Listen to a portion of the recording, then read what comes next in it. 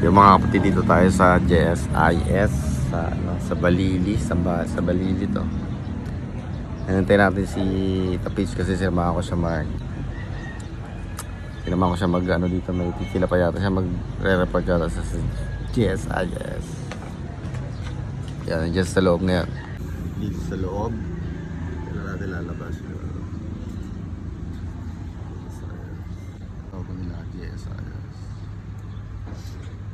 Tapos ito magbabayad siya ng kuryente at pupuntang palengke. At pagkatapos nito, susunduin ko naman sila Tali, si Mama, si Ayet, si Oris, at tapos si Ethan. Nasa hospital sila ngayon nagpa-check up dahil uso nga yung ubo. Wala ngayon uso yung ubo, mga kapatid. Kaya ang hirap magkasakit talaga. Yeah, update ko kayo mamaya. Please like and share this video kung nagustuhan nyo ako. Yan, habang nag-aabang ako dito sa labas. Ay, may nakita ko nagde-date. Sila nag-date. Jowa yata na pasok sila. Malaking logo nila din.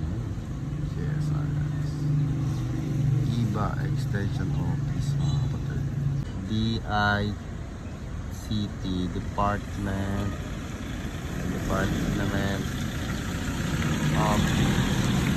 Information and Communication Technology. Dito rin pala yan sa NBI. First time ko makapasok dito sa NBI. Daming pa-interview dito.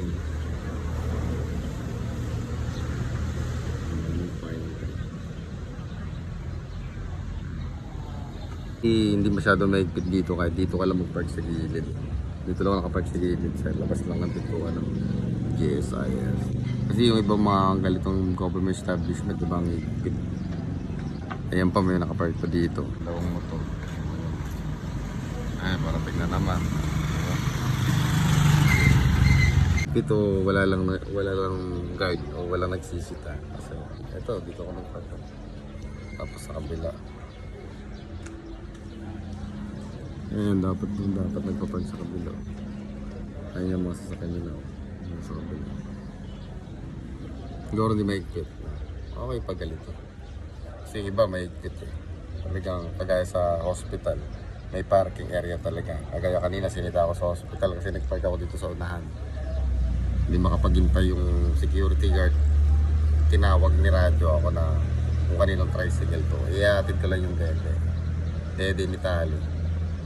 Yan, kaya punta ko, naghanap akong parkingan sa likod. Hindi kagaya dito. Okay. O paghiwalay ko ka. Sama naman sa kanya.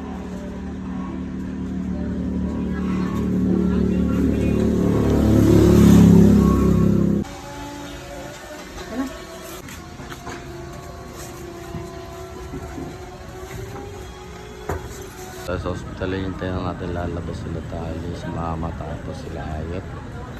At maya-maya na ganyan.